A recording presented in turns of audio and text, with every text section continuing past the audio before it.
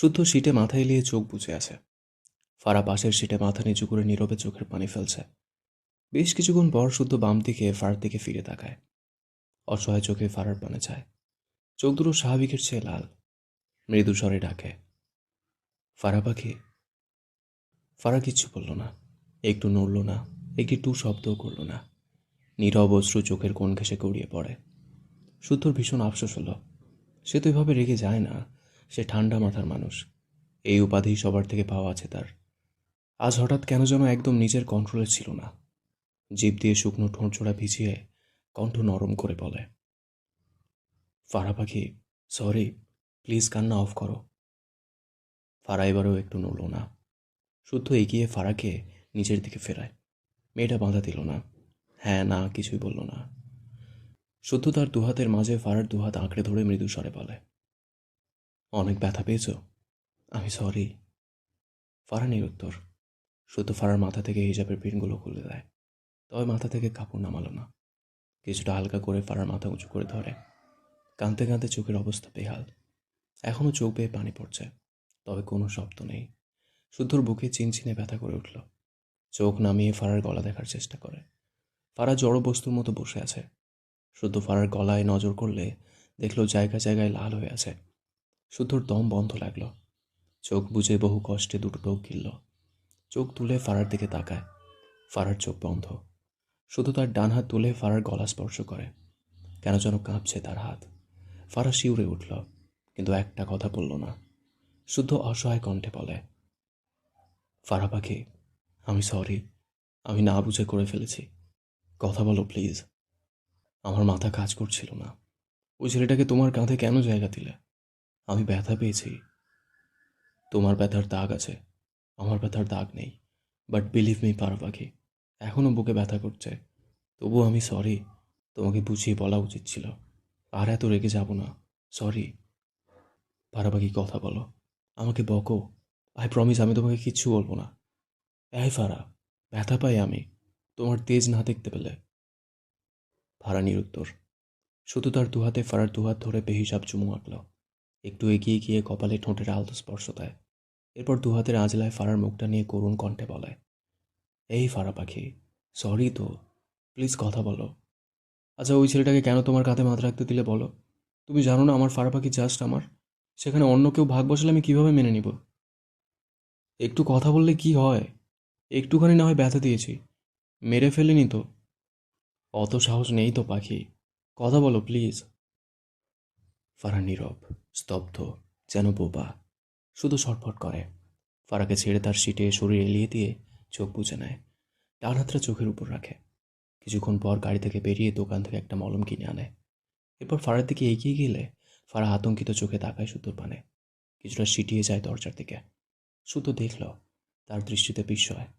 ফারা তাকে ভয় পাচ্ছে। কথাটা মনে মনে আওড়াতেই বুকে চিনচিন ব্যথা হলো। ফারা মাথা নিচু করে কুঁকড়ে বসে আছে।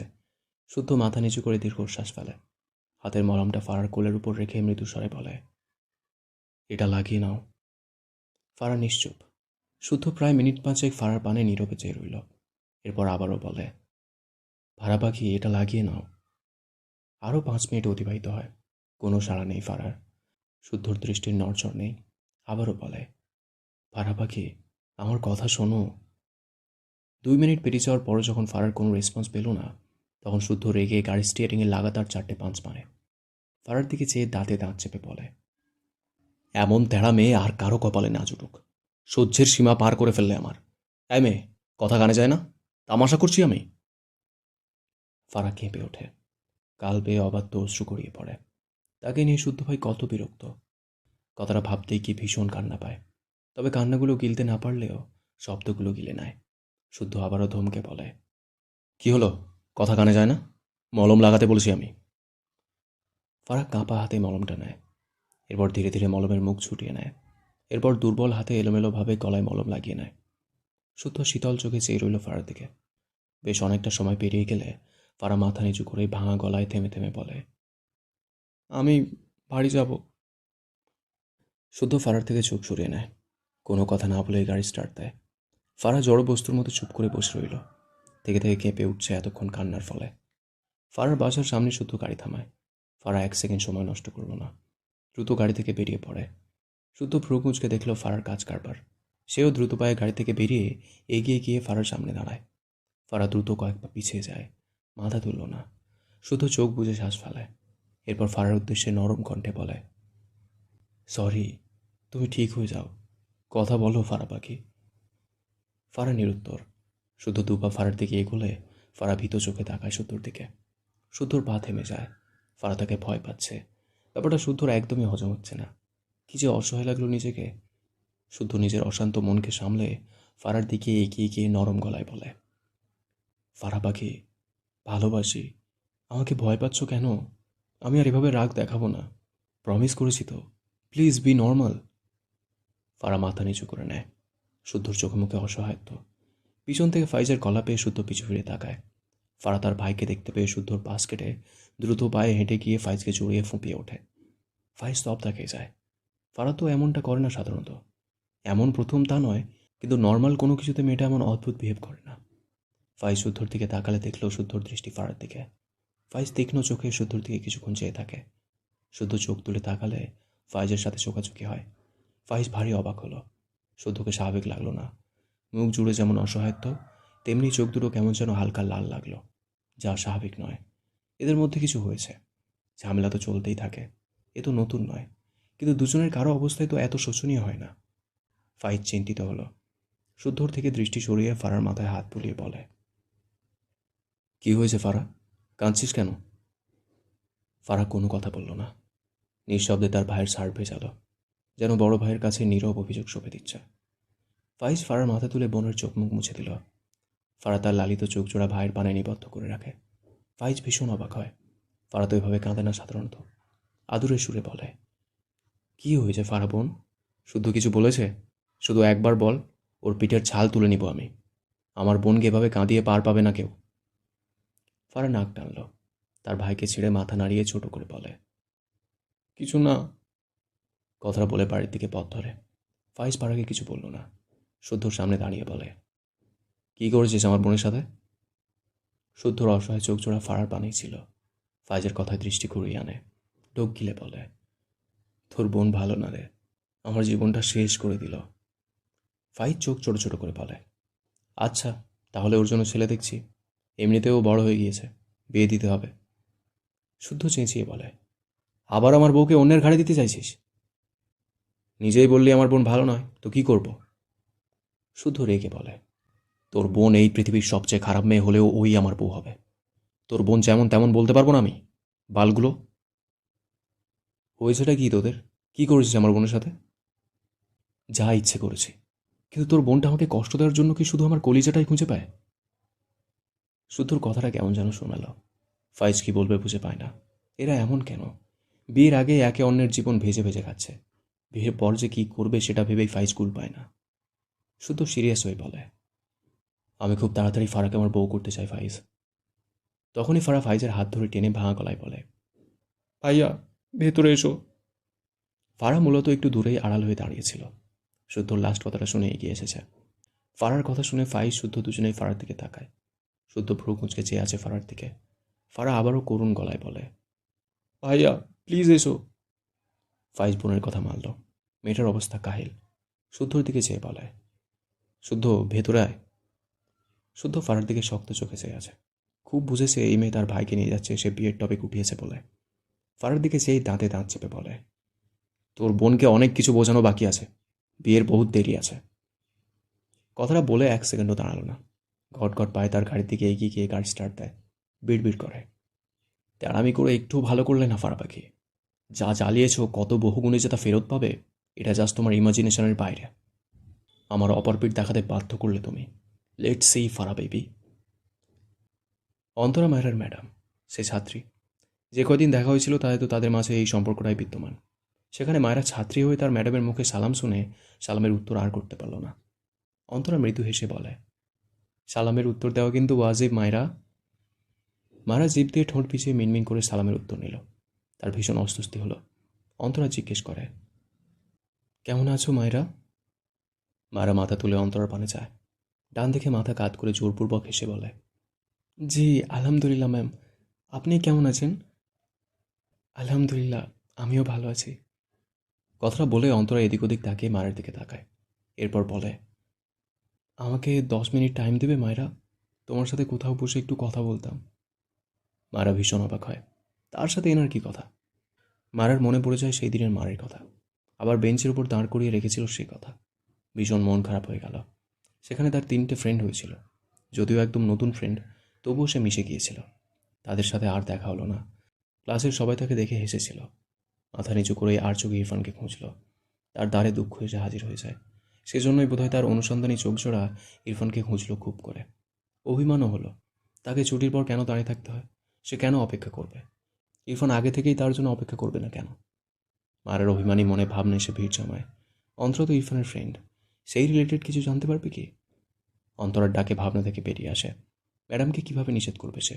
কিন্তু তাকে নিতে ইরফান আসবে যে। গলা ঝেড়ে বলে, ম্যাম, আমাকে নিতে আসবে যে। অন্তরা মৃদু হেসে বলে, আমি 10 মিনিটের বেশি টাইম নিব না মায়েরা। পাশেই একটা ক্যাফেতে বসবো। আসবে প্লিজ? মায়েরা না করতে পারল না। সম্মতি দিল অন্তরার কথায়। এগিয়ে গেল অন্তরার পাশে হেঁটে হেঁটে। কলেজের পাশে একটি ক্যাফেতে মায়েরার অন্তরা সামনাসামনি বসেছে। মায়েরা উসফুস করছে। তার মনে হয় ইরফান আর অন্তরার মধ্যে একটা ব্যাপার আছে, কিন্তু কি এটা সে বুঝতে পারে না। এতদিন বেশ কৌতূহল হতো, আজ হয়তো একটু হলেও বুঝতে পারবে। এটা ভেবে একটু ভালো লাগছে। তেমনি মায়েরার চিন্তা হচ্ছে ইরফানকে নিয়ে। তাকে তো নিয়ম করে কলেজ গেটের বাইরে বেরোতে নিষেধ করে দেয়। সেখানে সে কলেজ গেট থেকে বেরিয়ে ক্যাফেতে এসে বসেছে। কী যে করবে তাকে ভেবেই ঘাম ছুটে যায় মায়েরার। ম্যাডামকে তো মুখের ওপর নাও বলা যায় না। তাছাড়া মায়েরারও কৌতূহল আছে। সব মিলিয়ে কৌতূহল অস্থিরতাকে ঘিরে মায়েরা বসে রয়েছে অন্তরার সামনাসামনি। অন্তরা মায়েরার জন্য পাস্তা আর তার জন্য 1 কাপ কফি অর্ডার করে। অন্তরা মায়েরাকে জিজ্ঞেস করলে মায়েরা প্রথমে না সূচক মতামত জানালে অন্তরা মানে না। নিজে থেকেই মায়েরার জন্য পাস্তা অর্ডার করে। এরপর মায়েরার উদ্দেশ্যে বলে, মায়েরা, আই এম সরি। মায়েরা বিস্ময় দৃষ্টিতে তাকায় অন্তরার দিকে। তাকে সরি কেন বলছে? লাস্ট দিন তাকে যেভাবে মেরেছিল এর জন্য? ভাবনার মাঝে অন্তরা তার দুহাত বাড়িয়ে মায়ের হাত দুটো আঁকড়ে ধরে। মায়েরা অবাকের উপর অবাক হয়। অন্তর অনুতপ্ত স্বরে বলে, আমি ভীষণ সরি মায়েরা। লাস্ট দিনে আমি তোমার সাথে যে বিহেভ করেছিলাম, এর জন্য তুমি মনে কষ্ট নিও না মায়েরা। আসলে আমি ভীষণ ডিস্টার্ব ছিলাম। এর ফলে কি করেছিলাম, আমি সরি মায়েরা। প্লিজ ফরগিভ মি মায়েরা। মায়েরা বিস্ময় দৃষ্টিতে তাকায় অন্তরার দিকে। সে কথা বলতে ভুলে গিয়েছে। কি বলবে বুঝতে পারছে না। অন্তরা উঠে এসে মায়েরার পাশে চেয়ারে বসে মায়েরার মাথায় ডান হাত রেখে বলে, তুমি আমার ছোট বোনের চেয়েও ছোট। আমার আরেকটা ছোট বোন হবে মায়েরা। আমি সেদিনের জন্য খুব সরি মায়েরা। আমি জানি তোমার কোনো দোষ ছিল না। আমি ভুল করেছি। তুমি প্লিজ আমাকে ক্ষমা করো, নয়তো আমি একটুও শান্তি পাচ্ছি না। মায়েরা ভীষণ অস্বস্তিতে পড়েছে। ম্যাডাম হয়ে স্টুডেন্টের কাছে এভাবে কেউ ক্ষমা চায়?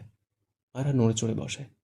অন্তরা মায়েরাকে চুপ দেখে অসহায় কণ্ঠে ডেকে ওঠে, মায়েরা। মায়েরা অস্বস্তিতে ঘেরা মনে দ্রুত বলে ওঠে, ম্যাম, আপনি এভাবে বলছেন কেন? আমি কিছু মনে করিনি, এসব ভুলে যান। প্লিজ এভাবে বলবেন না। আমি তো আপনার অনেক ছোট।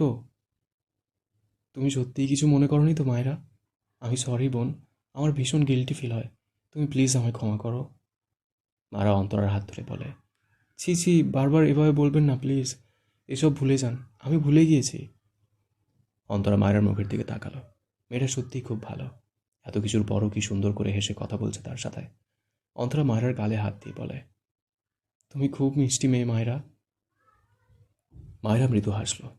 সেই প্রথম দিন যেমন তাকে হেল্প করেছিল, খুব সুন্দর ব্যবহার করেছিল, আজ তেমন অন্তরাকে পেয়ে মায়েরার চোখ মুখ উজ্জ্বল হয়। কিছু একটা ভেবে আমতা আমতা করে প্রশ্ন করে, ম্যাম, একটা কথা বলি? অন্তরা মৃদু হেসে বলে, তুমি তো আমাদের কলেজে পড়লে না, এখন আর ম্যাডাম নেই তোমার। আমাকে আপু ডাকবে কেমন? মায়ের ভীষণ ভালো লাগে। এমনিতেই সে মিশুক স্বভাবের। তার সাথে যদি এমন মানুষ পাওয়া যায় তাহলে তো মায়ের কথাই নেই। ঘন ঘন মাথা নেড়ে বলে, জি জি অবশ্যই আপু। আমার এসবে জড়তা নেই। আর ভুল হবে না। একবারেই আপু ডেকে দিয়েছি। কেমন লাগলো আপু? অন্তরা মায়ের চঞ্চলতায় হেসে ফেলল। এ তো তার বোনের থেকে আরও কয়েকশো ধাপ উপরে মনে হলো। মায়েরা এবারও বলে, আপু, একটা কথা বলি? বলো। মায়েরা ইতস্তত করে বলে, আপনার আর আপনার বন্ধুর মাঝে কি কোনো প্রবলেম আছে? অন্তরার মুখ থেকে হাসি মিলিয়ে যায়। ঢোক গিলে নেয়। সে বুঝলো তাকে ইরফানের কথা জিজ্ঞেস করেছে মায়েরা। আবারও মুখে জোরপূর্বক হেসে বহু কষ্টে দুটো শব্দ বের করে, তোমার বর। কথাটা বলে একটু থামে। এরপর নিজেকে সামলে বলে, সে আমার খুব ভালো ফ্রেন্ড, তার সাথে আমার একটু ঝামেলা হয়েছে। মায়েরা কৌতূহলবশত সাথে সাথে প্রশ্ন করে, কী নিয়ে ঝামেলা? অন্তরা অবাক হয়ে তাকায় মায়ের পানে। আর একটু বিব্রত বোধ করলো। অন্তরা মৃদু হেসে বলে, কোনো একদিন বলবো। একদিনে সব শুনে নিলে পরে কী নিয়ে গল্প করবে? মায়ের যদিও খুব ইচ্ছে করছে শুনতে, কিন্তু যে প্রশ্ন করতে পারলো না। নিজের কাছেই কেমন যেন লাগলো। অন্তরা মায়ের পাশ থেকে উঠে বলে, তুমি খেয়ে নাও পাস্তাটুকু, আমি একটু ওয়াশরুম থেকে আসছি, কেমন? মায়েরা মৃদু হেসে মাথা নেড়ে সম্মতি দেয়। অন্তরা দ্রুত পায়ে ওয়াশরুমে চলে যায়। তার চোখের কোণে পানি, গাল বেয়ে পড়ার আগেই পালালো যেন। বেশ কিছুক্ষণ পর অন্তরা ওয়াশরুম থেকে বেরিয়ে আসে, মুখে পানির ছিঁটে ফোটা। মায়ের দিকে এগিয়ে যেতে গিয়েও থেমে যায় বাম পাশের একটি টেবিলে শুদ্ধকে দেখে। চেয়ারে হেলান দিয়ে দুহাত বুকে গুজে চোখ বন্ধ করে আছে। অন্তরা এগিয়ে গিয়ে ডাকে, শুদ্ধ। অন্তরা ডাকে শুদ্ধ চোখ মেলে তাকায়। চোখ দুটো বেশ লাল। অন্তরা অবাক হয়। শুদ্ধর পাশের চেয়ারে বসে বলে, তুই কি অসুস্থ? শুদ্ধ চোখ বুঝল, কিছু বলল না। অন্তরা ভ্রু কুঁচকে বলে, এখানে কেন এসেছিস? শুদ্ধ বন্ধ চোখে একটু হেসে বলে, হাঁক দিয়ে এসেছি। ওয়াশরুম থেকেই তো ফিরলি, স্মেল পাসনি? অন্তরা চোখ মুখ কুঁচকে নিল, বিরক্তি কণ্ঠে বলল, তুই কি জীবনে ভালো হবি না? শুদ্ধ চোখ মেলে বলে, আরও ভালো হলে তো তোরা সব বেহুশ হয়ে যাবি। আমি ভাই দরদি মানুষ, তাই মানুষকে বেহুশ করার ইচ্ছা আমার নাই। অন্তরা রেগে বলে, এখানে কেন এসেছিস, আর তোর হয়েছেটা কি? একদম হাসবি না। শুদ্ধ বিরক্তি কণ্ঠে বলে, ক্যাফেতে মানুষ কেন আসে? পেট ভরাতে আসে, পেট পরিষ্কার করতে তো আসে না। কথাটা বলে শুদ্ধ আবারও আগের ভঙ্গিতে চোখ বুঝল। এরপর মৃদু স্বরে বলে, তুই কি করছিস এখানে? তোর কি হয়েছে বলবি? তোকে ঠিক লাগছে না। শুদ্ধর কণ্ঠে অসহায়ত্ব, তবে মুখে হাসি। কষ্ট লাগে বাল, জীবনটা এমন কেন? ফাড়াটা কেমন যেন, কি যে কষ্ট দেয় আর ভাল লাগে না। অন্তরা শুদ্ধর দিকে তাকিয়ে ভাবল কিছু। এর আর ফাড়ার প্রবলেম কি? সুখে থাকতে ভূতে কিলা এদের? মৃদু স্বরে বলে, আচ্ছা আমি ফারার সাথে কথা বলবো, দেখি তোদের কি প্রবলেম। শুদ্ধ সোজা হয়ে বসে হেসে বলে, বলবি সামিয়ার সাথে আমার সামনের মাসে বিয়ে। সামিয়াকে? আমার মায়ের পছন্দ করা শান্তশিষ্ট সুইট একটা মেয়ে, দারুণ একটা মেয়ে, বুঝলি? তুই অন্য মেয়ের প্রশংসা করছিস, আবার ফারাকে চাইছিস? অদ্ভুত। শুদ্ধ হেসে ভ্রু নাচিয়ে বলে, সে তো ইরফানও তোকে লাইক করতো, বাট ওর তোম আটকে যায় মায়ের জন্য। অন্তরা দীর্ঘশ্বাস ফেলল। শুদ্ধ হেসে বলে, ভালোবাসা একটা ভয়ঙ্কর ওষুধ, এর ধার বিষের চেয়েও তীক্ষ্ণ। পছন্দ তো এই ক্যাফেটাকেও করা যায়। একটু থেমে বলে, বাদ দে, তুই এখানে কি করছিস? মাহেরাকে নিয়ে এসেছিলাম। ইন্না লিল্লাহ! এবার নিশ্চয়ই পা পোড়ানোর জন্য তোর পা দুটো নাচতে নাচতে চলে এসেছে, তাই না? অন্তরা কিছু বলল না। মায়েরা ভীষণ উসখুস করছে। কয়েকবার পাস্তা মুখে দিয়েছে, তার এটা ভালো লাগলো না, তাই চুপচাপ বসে আছে। এক পর্যায়ে বসা থেকে দাঁড়িয়ে উল্টো ঘুরে সামনে এক পা এগোলে হঠাৎই কেউ এসে তাকে সাপটে ধরে। মায়েরার মুখ ইরফানের বুকে গিয়ে ধাক্কা লাগে। মায়েরা মৃদু চেঁচিয়ে ওঠে, তবে শব্দ বেরোলো না সেভাবে। ইরফান তাকে চেপে ধরেছে তার সাথে।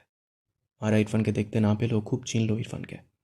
মায়েরা নড়াচড়া করতে গিয়েও করল না। আজ ভীষণ অদ্ভুত এক কিছু সে শুনতে পায়। ইরফানের হৃদস্পন্দনের টিপ টিপ শব্দ। কেউ অনেক ভয় পেয়ে ছোটাছুটি করলে যেমন হয় ঠিক তেমন। ইরফান পিড়পিড়িয়ে বলে, you are a stupid girl, stupid girl, stupid. Mayera নড়ে চড়ে ওঠে। ইরফান নিজেই মায়েরাকে ছেড়ে দু হাতে মায়েরার গাল ধরে মৃদু স্বরে বলে, আর ইউ ওকে? মায়েরা পিটপিট করে তাকায় ইরফানের দিকে। ইরফান মায়েরাকে অক্ষত অবস্থায় দেখে স্বস্তির নিঃশ্বাস ফেলায়। হঠাৎই চোখ মুখ শক্ত হয়ে যায়। ডান হাতে মায়েরার গাল চেপে দাঁতে দাঁত চেপে বলে, কলেজ থেকে বেরোতে নিষেধ করিনি? থাপ্পড় খাওয়ার শখ জেগেছে? মায়েরা গালে ব্যথা পায়। ইরফানের হাত ধরে তার গাল থেকে ছাড়াতে চায়। ইরফান শক্ত চোখে মায়ের দিকে চেয়ে। মারা অসহায় চোখে ইরফানের দিকে চেয়ে ছটফট করে। হঠাৎই ইরফানের হাত শিথিল হয়। মারার শুকনো মুখটা দেখে মুহূর্তেই তার মুখে অসহায়ত্ব ভিড় করে। মারার পিছনের টেবিলে চোখ পড়লে একটু খাওয়া পাস্তার প্লেট দেখল। এরপর মায়ের দিকে চেয়ে দু হাতের আঁচলায় মায়ের মুখটা নিয়ে নরম গলায় প্রশ্ন করে, আর ইউ হাংরি? মারা পিটপিট করে থাকা ইরফানের দিকে। ইরফান মৃদু স্বরে বলে, ইটস ওকে, খাবে এসো। মায়েরা পিড়পিড় করে, নিষ্ঠুর শিশফালা। ইরফান বোধহয় শুনল মায়েরার আওড়ানো কথাটা। সাথে সাথেই মায়েরার পিঠে দু হাত রেখে মায়েরাকে ঠেলে তার দিকে এনে তার বুকে চেপে ধরে। মায়েরার মুখ আবারও ইরফানের বুকে গিয়ে ধাক্কা খায়। ইরফান ঠোঁট বাঁকিয়ে সূক্ষ্ম হাসল। মৃদু স্বরে বলে, স্টুপিড গার্ল, আর কখনো কলেজ গেটের বাইরে পা রাখলে পা কেটে ফেলবো। মায়েরা ভয় পেল না ইরফানের কথায়। ইরফানের গলা ছিল স্বাভাবিক, সে ভয় পাবে কি করে? ইরফান মায়েরাকে ছেড়ে মায়েরাকে চেয়ারে বসিয়ে দেয়। মায়েরা ইরফানের দিকে চেয়ে নিজে থেকেই বলে, আমি বিরিয়ানি খেতে চাই। ইরফান মায়েরার পাশে বসে মৃদু স্বরে বলে, ওকে। মায়েরার মুখে হাসি ফুটে ওঠে। এই পাস্তা সে একটুও খেতে পারছিল না। তারা হঠাৎ করেই ভীষণ বিরিয়ানি খেতে ইচ্ছে করছিল, কিন্তু অন্তরাকে তো বলা যায় না। তবে ইরফানের কাছে নির্দ্বিধায় আবদার করল। কিছুক্ষণের মাঝে মায়েরার সামনে একটি কাচ্চির প্লেট রাখা হয়। মায়েরা একবার ইরফানের দিকে তাকায়। ইরফান ফোনে ঢুকেছে। মায়েরা ভাবনা রেখে খাওয়া স্টার্ট করে। ইরফান আর মায়েরার কাণ্ড এতক্ষণ শুদ্ধ অন্তরা চুপচাপ দেখল। অন্তরার চোখের কোণে পানি। শুদ্ধ বসা থেকে দাঁড়িয়ে অন্তরার উদ্দেশ্যে বলে, অন্তরা, এখান থেকে যা। অন্তরা ভ্রু কুঁচকে বলে, কেন? শুদ্ধ বিরক্ত হয়ে বলে, কেন মানে? এর আগে হাত পুড়েও তোর হয়নি? এখন ইরফান যদি জানে তুই মায়েরাকে এখানে এনেছিস, তোকে সামনে পেলে ও কি করবে ধারণা আছে কোনো? অন্তরা কিছু বলল না। ভেজা চোখে ইরফানের দিকে চেয়ে থাকে।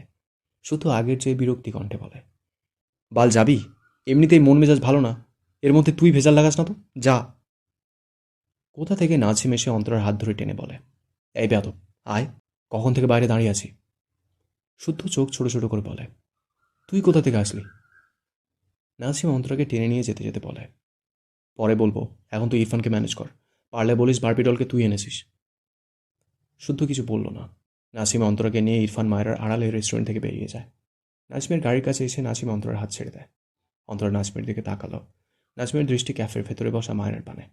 অন্তরা নাজমের দৃষ্টি অনুসরণ করে পিছনে তাকালো। বুঝল নাজমের ভাব। ঘাড় ঘুরিয়ে নাজমের দিকে তাকায়। বেশ কিছুক্ষণ ভালোভাবে চেয়ে রইল নাজমের চোখের দিকে। বিস্ময় কণ্ঠে বলে, নাজিম, তোর চোখে পানি। নাজিম মায়ের দিকে চোখ রেখেই শব্দ করে হেসে ফেলল। একটু পর মৃদু স্বরে বলে, বারবি ডলকে না পাওয়ার আক্ষেপ মিটছে না। অন্তরার মুখ মলিন হলো। তাদের প্রায় সব ফ্রেন্ডরা এমন খাপ ছাড়া কেন? নাসিম খুব দ্রুত নিজেকে সামলে অন্তরার দিকে তাকিয়ে বলে, বারবি ডলকে কষ্ট দিবি না আর। ও ভীষণ ভালো আর কিউট। আর একবার ভুলভাল কিছু করলে তোর গলা টিপে মারবো আমি, বেয়াদব। অন্তরা হাসল। নাসিমের বাহুতে চাপড় মেরে নাসিমকে ঠেলে গাড়িতে উঠে বসে। এরপর মলিন স্বরে বলে, আমায় মানুষ যতটা অমানুষ ভাবে, ততটা অমানুষও নই। শুদ্ধ এগিয়ে এসে ইরফানের সামনের চেয়ারে বসে। এরপর মায়ের দিকে চেয়ে বলে, কি সুন্দর করে খাও তুমি মায়েরা, হাউ কিউট। আমি ক্রাশ খেয়ে গেলাম গো। মায়েরা সামনে তাকিয়ে খুব খুব করে কেসে ওঠে। ইরফান রেগে তাকায় শুদ্ধর দিকে। শুদ্ধ মিটিমিটি হেসে গালে হাত দিয়ে মায়ের দিকে তাকিয়ে বলে, মায়েরার সব কিউট, এমনকি খাওয়ার স্টাইলটাও। ইস, আমাদের মতো সিঙ্গেল মানুষদেরই যত কষ্ট। মায়েরা তুমি খাও, আমি একটু আমার চক্ষু শীতল করি। মায়েরার মুখের সামনে হাত ভর্তি বিরিয়ানি। বেচারি মুখে নিতে চেয়েছিল। শুদ্ধর কথা শুনে তার হাত আর এগোয় না। এদিকে ইরফান রেগে মায়েরার হাত থেকে বিরিয়ানি ফেলে দেয়। এরপর মায়েরার হাত ধরে টেনে ক্যাফে থেকে বেরিয়ে যায়। যাওয়ার আগে বিল মিটিয়ে দিয়েছে। মায়েরা অসহায় চোখে তার আধ খাওয়া বিরিয়ানিটা দেখল। একবার বলল, আমার বিরিয়ানি। ইরফান মায়েরার গাল চেপে রেগে বলে, বিরিয়ানির নদীতে সাঁতার কাটিয়ে আনবো, স্টুপিড। ইরফান বাইরে বেরিয়ে একটি পানির বোতল কিনল। এরপর রাস্তার এক সাইডে গিয়ে মায়ের হাত ধুয়ে দেয়। মায়েরা চুপচাপ ইরফানের কর্মকাণ্ড দেখছে। ইরফান মায়ের হাত ধুয়ে বোতলটা ছুঁড়ে ফেলে। এরপর মায়ের দিকে তাকালে দুজনের চোখাচোখি হয়। ইরফান কিছু বলল না। মায়ের হাত ধরে আরেকটি ক্যাফেতে যায়। সেখান থেকে মায়ের জন্য 10টি বিরিয়ানির বক্স নেয়। লোক দিয়ে তার গাড়িতে রেখে আসতে বলে। মায়েরা অবাক হয়ে বলে, এত বিরিয়ানি কেন নিচ্ছেন? ইরফান মৃদু স্বরে বলে, তুমি খাবে? আমি তো এত খেতে পারবো না, নষ্ট হবে সব। এখানে মনে হচ্ছে পুরো বিয়ে বাড়ির খাবার নিয়ে যাচ্ছেন। ইরফান মায়ের দিকে শীতল দৃষ্টিতে তাকায়, তবে কিছু বলে না। মায়ের হাত টেনে নিয়ে গাড়িতে গিয়ে বসে। মায়েরা ইরফানের দিকে চেয়ে বলে, আপনি এমন করছেন কেন? আমি সত্যি এতগুলো খেতে পারবো না। ইরফান মায়ের কথার উত্তর করল না। সে তার গাড়িটা একটি ফাঁকা জায়গায় নিয়ে সাইড করে। ইরফান মায়ের কোলের উপর একটি বিরিয়ানির প্যাকেট রেখে ভ্রু কুঁচকে বলে, নাও স্টার্ট। মায়েরা কিছু একটা ভেবে আর কথা বাড়ালো না। পায়ের জুতো খুলে রেখে সিটের উপর দুপা তুলে আড়াআড়িভাবে ভাঁজ করে বসে। এরপর মনোযোগ সহকারে খাওয়া স্টার্ট করে। 4টে লোকমা খেয়ে মায়ের একটু থামে। ভীষণ ঝাল লাগলো, কিন্তু খাওয়া থামালো না। ঝালে নাক মুখ লাল হয়ে গিয়েছে। কিছু মনে পড়তেই ঘাড় বাঁকিয়ে ইরফানের দিকে তাকালে দেখল ইরফান তার দিকে চেয়ে আছে। মায়েরা ভ্রু কুঁচকে জিজ্ঞেস করে, আপনি খেয়েছেন? নো। মারা তার হাতের বিরিয়ানির প্যাকেট ইরফানের দিকে এগিয়ে দিয়ে বলে, আপনি চাইলে এখান থেকে খেতে পারেন। ইরফান মায়ের হাতের বিরিয়ানির প্যাকেটের দিকে একবার তাকায়। দৃষ্টি ঘুরিয়ে মায়ের মুখপানে তাকায়। মেয়েটার চোখ ভেজা, নাকের পাটা লাল। ঠোঁটজোড়া টকটকে লাল, চারপাশ তৈলাক্ত, সাথে ভেজা। ইরফান মায়রার ঠোঁটজোড়ায় দৃষ্টি রেখে মৃদুস্বরে বলে, yeah, I want to eat something. Myra তার হাতে থাকা বিরিয়ানির প্যাকেটে নজর বোলায়। বেশ এলোমেলোভাবে খেয়েছে, এক পাশ থেকে সুন্দর করে খায়নি। ইচ্ছে করে নয়, আসলে সেভাবেই খায়। অতঃপর মাথা তুলে বলে, আপনি তো অনেকগুলো বিরিয়ানির প্যাকেট কিনলেন, ওখান থেকে একটা নিন। ইরফানকে চুপ থাকতে দেখে মায়রা তার হাতের প্যাকেট ড্যাশবোর্ডের উপর রেখে বলে, আচ্ছা দাঁড়ান, আমি পিছনের সিট থেকে আপনাকে প্যাকেট এনে দিচ্ছি। কথাটা বলে তার সিটে গুঁজো হয়ে দাঁড়ায়। সামনে থেকে গাড়ির ভেতর দিয়ে পিছনের সিটে পা রাখার জন্য ডান পা উঠালে ইরফান তার ডান হাতে মারার পা ধরে টান দেয়। মারা ধপ করে ইরফানের কোলে এসে পড়ে। মেয়েটা চেঁচিয়ে ওঠে। ইরফান দুহাতে মারার কোমর জড়িয়ে মারাকে তার দিকে ফিরিয়ে বসায়। মারা তার ডান এঁটো হাতে ইরফানের প্লেজার আঁকড়ে ধরে পড়ে যাওয়ার ভয়ে ইরফানের দিকে পিটপিট করে তাকায়। জিভ দিয়ে ঠোঁট পিছিয়ে বলে, খাবেন না? ইরফান বাহাতে মায়েরাকে নিচের দিকে টানলো আরেকটু। ডান হাত মায়েরার গালে রেখে ছোট করে বলে, ইয়া। মায়েরা মিনমিন করে বলে, তাহলে আনতে দিচ্ছেন না কেন? ইরফান মায়েরার তৈলাক্ত ঠোঁট জোড়ায় দৃষ্টি নিবদ্ধ রেখে ঠান্ডা গলায় বলে, because I want to it delicious chocolate, not biryani. কথাটা বলেই মায়েরার ঠোঁট জোড়া আঁকড়ে ধরে। মারা স্তম্ভিত হয়, তবে ইরফানকে বাধা দেয় না। লজ্জারা ঘিরে ধরলেও সে আগের মতো অস্বস্তি হয় না এখন। তবে মেয়েটা চুপ করে বসে থাকে। প্রায় 1 মিনিট হতে না হতেই ইরফান মায়েরার ঠোঁট জোড়া ছেড়ে ডান দিকে ঘাড় কাত করে।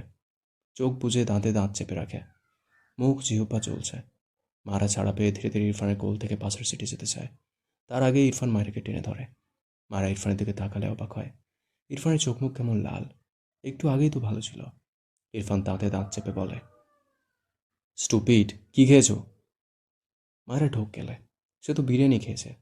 কিছু একটা মনে পড়তেই জিভে কামড় দেয়। তার এক বান্ধবী তাকে বোম্বাই মরিচ দিয়েছিল। মারার তো ঝাল খেতে খুব ভালো লাগে। সে সেই মরিচ ব্যাগ থেকে বের করে বিরিয়ানির সাথে খেয়েছে। তারও ঝাল লেগেছে, কিন্তু বেশি মজা লেগেছে। ইরফানের দিকে তাকালে দেখলো ইরফান চোয়াল শক্ত করে তার দিকে চেয়ে আছে। চোখ মুখ কেমন লাল। মারার বুঝে আসে না এই লোকের উপরে উপরে এত ঝাঁঝ, অথচ সামান্য একটু ঝালই খেতে পারে না। মিনমিন করে বলে, আমি আসলে বোম্বাই মরিচ খেয়েছি। হোয়াট? ইরফানের ধমকে মায়েরা কেঁপে ওঠে। ইরফান বিরক্তকর নিঃশ্বাস ফেলল। রেগে বলে, স্টুপিড গার্ল, আর একবার এসব ফালতু জিনিস খেলে থাপ্পড় দিয়ে সব দাঁত ফেলবো তোমার। মায়েরা মাথা নিচু করে মুখ ফুলিয়ে রাখে। তার ভালো লাগে সে খাবে। তার সব পছন্দের খাবার এই লোকের জন্য খাওয়া বাদ দিবে? মাথা উঁচু করে বলে, আমার ভালো লাগে, আমি খাবো। ইরফান চোখ গরম করে তাকায়। মায়েরা চোখ নামিয়ে নেয়। ইরফান ঠান্ডা গলায় বলে, okay, I will it to you, wait. কথাটা বলেই ইরফান মায়েরাকে কোলে নিয়েই গাড়ি থেকে বের হয়। এরপর ব্যাক সিটে মায়েরাকে সহ বসে পড়ে। বাহাতে মায়েরাকে ধরে রেখে খুব স্বাভাবিক ভঙ্গিতে গায়ে জড়ানো প্লেসার খুলে রাখল। এরপর এক এক করে শার্টের বোতাম খুলতে থাকে। মায়েরা চোখ বড় বড় করে তাকায়। ইরফানকে ঠেলে বলে, কি করছেন? আমি আর খাবো না, খাবো না। ইরফান মায়েরাকে শক্ত করে ধরে মায়ের দিকে চেয়ে ঠান্ডা গলায় বলে, but I will eat you. কথাটা বলে মায়েরাকে ইরফান তার বাঁ পাশে বসিয়ে দেয় তার দিকে ঘুরিয়ে। ইরফানের গাড়ির এসি চলছে না। এটা সে মায়েরাকে নিতে আসার সময় দেখেছে। হয়তো কোনো প্রবলেম হয়েছে, ঠিক করাতে হবে। মারার কলেজ ছুটি হয়ে যাওয়া এটা ঠিক করাতে পারেনি। গরমে ইরফানের অবস্থা নাজেহাল। ডান হাতে শার্টের বোতাম খুলতে খুলতে পা দিকে ঘাড় বাঁকিয়ে মারার দিকে একবার তাকায়। মারা ভরকানো মুখে ইরফানের দিকে চেয়ে আছে। ইরফান ডান দিকে ঘাড় বাঁকিয়ে ঠোঁট বাঁকিয়ে একটু হাসলো। 2 সেকেন্ডের মাঝেই নিজেকে স্বাভাবিক করে নেয়। বিড়বিড় করে, স্টুপিড গার্ল। ইরফানের সবগুলো শার্টের বোতাম খোলা শেষ।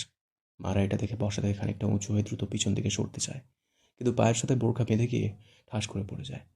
ব্যাক সিটে রাখা বিরিয়ানির প্যাকেটগুলোর ওপর গিয়ে ঠাস করে মায়ের পিঠ ধাক্কা খায়। প্যাকেটগুলো সব ফেটে ভেতরে থাকা বিরিয়ানি ছড়িয়ে ছিটিয়ে পড়ে। মায়েরা চেঁচিয়ে ওঠে। ইরফানের কথাটা হয়তো কবুল হয়ে গিয়েছিল। সত্যি সত্যিই মায়েরার বিরিয়ানির মাঝে সাঁতার কাটার মতো অবস্থা হলো। বিরিয়ানিতে মায়েরার পিছন অংশ মাখামাখি হয়ে গেল। কিছুটা ছিটকে মায়েরার পেটের দিকেও আসে। ইরফান হতভম্ব। একে ঠিক কী করা উচিত? দ্রুত মায়েরার হাত ধরে টেনে তোলে। গাড়ির অবস্থা বেহাল। ইরফান মায়েরার সামনে থেকে বিরিয়ানি ছেড়ে ফেলে দেয়। এরপর মায়েরাকে আবারও তার কোলে বসিয়ে মায়েরার পিঠ বরাবর নজর করল। মায়েরার সাদা হিজাবের পিছনের অবস্থাও কাহিল। ইরফান মায়েরাকে তার দিকে ফিরিয়ে চরম হতাশার শ্বাস ফেলে শান্ত কণ্ঠে বলে, তুমি বড় হবে না এটাই ঠিক করে নিয়েছো, রাইট? মায়েরার অবস্থা নাজেহাল। বেচারির দ্বারা শুধু অঘটনই ঘটে। ইরফানের শান্ত কণ্ঠে মায়ের একটু অবাক হয়। ভেবেছিল তাকে গাড়ির ভেতর থেকে কিক মেরে বাইরে পাঠিয়ে দেবে। কিছু না বলায় স্বস্তির নিঃশ্বাস ফেলল মায়েরা। আর চোখে ইরফানের দিকে তাকায়। এরপর চোখ নামিয়ে মিনমিন করে বলে, আমি তো বড়ই। ইরফান অদ্ভুতভাবে তাকায় মায়ের দিকে, যেন অবাস্তব কিছু শুনেছে। হতাশার শ্বাস ফেলল। কিছু বলল না। ইচ্ছে তো করছে এর গাল দুটোই থাপড়াতে থাপড়াতে ছাল তুলে দিতে। বিরক্ত হয়ে সিটে মাথা হেলিয়ে চোখ বুঝল। আর একটুখানি মাথা তুলে ইরফানের দিকে তাকায়। জিভ দিয়ে ঠোঁট ভিজিয়ে বোঝার চেষ্টা করে লোকটার কি হলো। ইরফানের বন্ধ চোখ, কপালে অসংখ্য ভাঁজ। মায়েরা চোখ নিচে নামাতে গিয়ে চোখে পড়ল ইরফানের শার্টের বোতামগুলো খোলা। শার্টের দুপাশ দুদিকে গিয়ে ছড়িয়েছে। ইরফানের খোলা বুক মায়েরার মুখ বরাবর। মায়েরা কেমন করে যেন তাকিয়ে থাকে সেদিকে। সে শুনেছিল ছেলেদের বুকে লোম থাকে, দেখেছিল তো, রাস্তায় অনেককে দেখেছিল, কিন্তু ইরফানের বুকে একটা লোমও খুঁজে পেল না। ইরফানকে তার ভীষণ অদ্ভুত লাগে। বেশি অবাক লাগলো লোকটার হাতে পায়ে বেশ ভালোই লোম, অথচ বুকে নেই। মায়ের এত অদ্ভুত লাগে। বিকেলের রোদ পড়ে গিয়েছে, ধরণীতে উষ্ণ ভাব কমে গিয়েছে। গাড়ির জানলা খোলা, জায়গাটা ফাঁকা, আশেপাশে তেমন কেউ নেই। মাঝে মাঝে বাম পাশে জানলা দিয়ে মিটমিট বাতাস গাড়ির ভেতর প্রবেশ করে। মৃদু বাতাসের তোড়ে ইরফানের শার্ট সরে গিয়ে ইরফানের চওড়া বুক আরও উন্মুক্ত হয়। কোথা থেকে দুটো মাছি উড়ে এসে ইরফানের বুকের মাঝখানে বসে। মারা চোখ ছোটো ছোটো করে তাকালো। তার একদম ভালো লাগলো না ব্যাপারটা। সব ভুলে ফটাফট ডান হাত তুলে ইরফানের বুক বরাবর একটা থাপ্পড় মেরে দেয়। থাপ্পড়টা মেরে মায়েরা নিজেই হতভম্ব হয়ে যায়। হায় হায়, সে কী করলো এটা? ইরফান চোখ খুলে বিস্ময় দৃষ্টিতে তাকায় মায়ের দিকে। মারা বারবার ঢোক গিলছে, দৃষ্টি নিচুর সাথে এলোমেলো। ইরফান বাঘারা, এই মেয়ে তাকে থাপ্পড় মারল? তাকে? ডান হাতে মারার গাল চেপে ধরে, দাঁতে দাঁত চেপে বলে, স্টুপিড গার্ল, কবে ভালো হবে তুমি? মায়েরা চোখ খিচে বন্ধ করে মিনমিন করে বলে, সরি সরি। ইরফান মায়েরার গাল চেপে রাখা হাত শিথিল করল। মৃদু স্বরে বলে, মারলে কেন? মায়েরা আমতা আমতা করে বলে, ওই মাছি বসেছিল, বিশ্বাস করুন, আমি মারিনি। ইরফান অদ্ভুত চোখে তাকায় মায়ের পানে। মাছি বসেছিল বলে এ তাকে থাপ্পড় মেরেছে। কি বলবে বুঝল না। মায়েরা ইনোসেন্ট মুখ করে ইরফানের দিকে তাকায়, মিনমিন করে বলে, মাছি। ইরফান গম্ভীর গলায় ধমকে ওঠে, শাট আপ। মারা ঝাঁকি দিয়ে ওঠে, মাথা নিচু করে গাল ফেলায়। সে কি এমন করেছে? এই লোক ধমকাধমকি ছাড়া আর কিছুই পারে না। ইরফান ব্যস্ত হাতে মায়ের হিজাব খুলতে থাকে। মায়েরা বিচলিত কণ্ঠে বলে, হিজাব খুলছেন কেন? ইরফান আর চোখে মায়ের দিকে চেয়ে গম্ভীর গলায় বলে, তোমাকে টাক বানাবো, যাতে তোমার বুদ্ধি হাঁটুর নিচ থেকেই ফাঁপা মাথায় ঢুকতে পারে। মায়েরা চোখ বড় বড় করে তাকায়। এই লোক তাকে অপমান করছে। কি খবিস লোক, ভাবা যায়? ইরফান মায়ের দৃষ্টি পাত্তা দিল না। হিজাব খুলে হিজাবটি মায়ের কাঁধের উপর রাখে। এরপর মায়েরাকে তার দিকে টেনে মায়ের গলায় মুখ গুঁজে দেয়। মায়েরা ঢোক গেলে। ইরফান চোখ বুজে ঠোঁট চড়া করে শব্দহীন সূক্ষ্ম হাসে, বিড়বিড় করে, লিটল গার্ল। রাত 11টা। শুদ্ধ এলোমেলো পায়ে এসে তার বাড়িতে বেল বাজায়। বেশ কয়েকবার বেল বাজালে স্বামী এসে দরজা খুলে দেয়। শুদ্ধ নীরবে ঘরের ভেতর প্রবেশ করে। কোনো দিকে না তাকিয়ে তার ঘরের দিকে এগিয়ে যায়। স্বামী দ্রুত দরজা আটকে শুদ্ধর দিকে তাকায়। কেমন যেন স্বাভাবিক লাগলো না তার কাছে শুদ্ধকে। চিন্তিত হলো মেয়েটা। সে তো এইখানে কয়েক মাস হলো আছে। শুদ্ধ কখনো এত রাত পর্যন্ত বাইরে থাকে না। মেয়েটার ভীষণ ইচ্ছে করলো শুদ্ধ কেমন আছে এটা জিজ্ঞেস করার, কিন্তু সাহসে কুলায় না। শুধু দরজার সামনে গিয়ে দাঁড়িয়ে পিছু ফিরে স্বামীর উদ্দেশ্যে বলে, মা কি ঘুমিয়েছে? স্বামীর সাথে সাথেই ছোট করে বলে, জি, উনি ঘুমিয়ে পড়েছেন। শুদ্ধ আর কিছু বলল না। স্বামী উসখুস করছে। শুদ্ধর অবস্থা জানতেই মূলত বেচারির এই অবস্থা। অনেক কসরত করে শুদ্ধর উদ্দেশ্যে প্রশ্ন করেই ফেলল, আপনি কি অসুস্থ? শুদ্ধর পা থেমে যায়। পিছু ফিরে একটু অদ্ভুতভাবে তাকায় স্বামীর দিকে। স্বামী শুদ্ধকে তাকাতে দেখে মাথা নিচু করে নেয়। থেমে থেমে বলে, দুঃখিত, আসলে আপনার চোখ অনেক লাল, তাই। শুদ্ধ তার ঘরে যেতে যেতে বলে, এক কাপ চা দিয়ে যাও আমার রুমে। স্বামীয়া ঘাড় কাত করে দ্রুত রান্নাঘরের দিকে পা বাড়ায়। শুদ্ধ ঘরে গিয়ে বিছানায় শটান হয়ে শুয়ে পড়ল। চোখ বুঝল।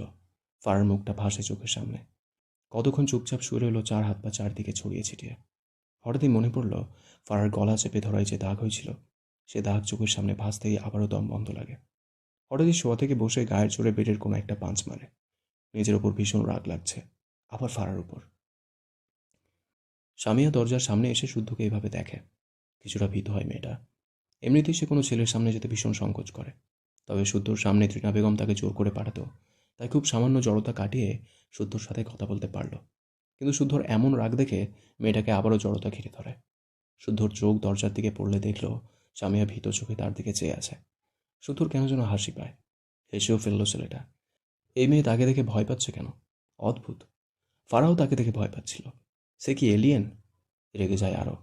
সামিয়ার দিকে আঙুল তাক করে রাগান্বিত স্বরে বলে, তাই ভীতু মেয়ে, ভয় পাচ্ছ কেন? আউট। সামিয়া আগের চেয়েও কয়েক গুণ ভীত হয়।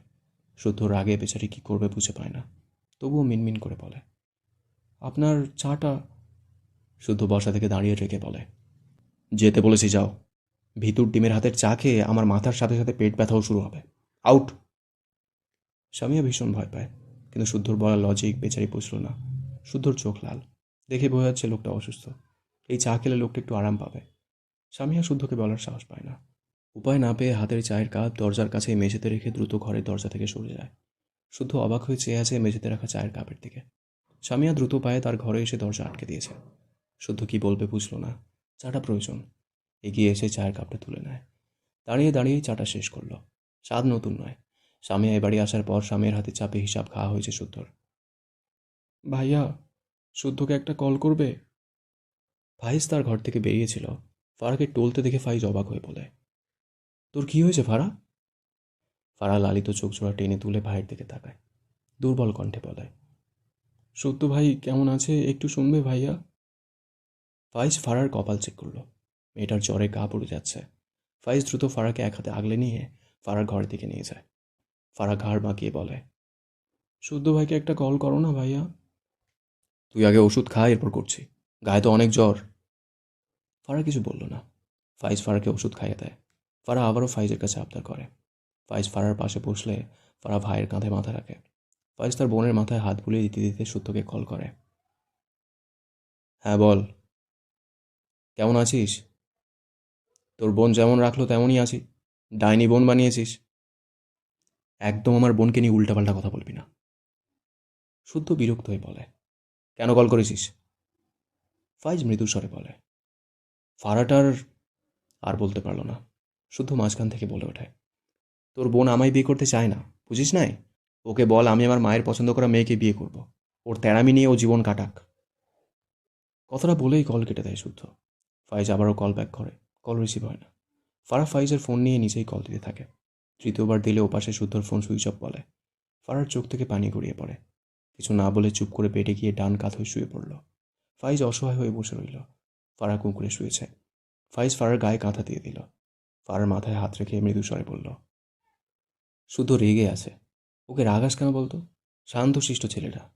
রেগে গিয়ে এমন করছে, ঠিক হয়ে যাবে। ফারার বন্ধ চোখের পাতা পেয়ে জল গড়ায়। নিজেকে সামলে ভাঙা গলায় বলে, তোমাদের ছেলেদের কত রাগ ভাইয়া। আমি যেখানে ইচ্ছে করে কিছু করিনি তাতেই কত রাগ শুদ্ধ ভাইয়ের। রেগে গিয়ে তো আমাকে। বলতে গিয়েও থেমে গেল। গলায় ভীষণ ব্যথা আছে এখনও।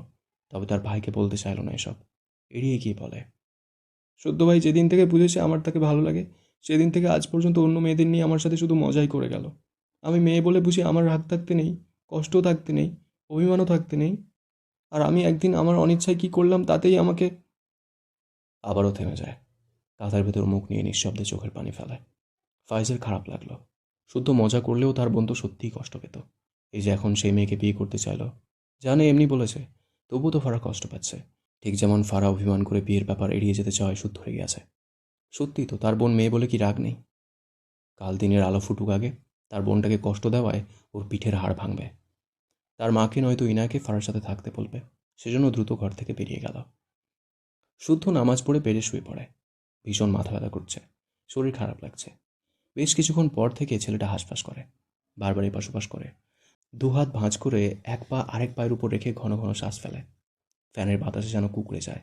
চোখ মেলে তাকাতে পারে না।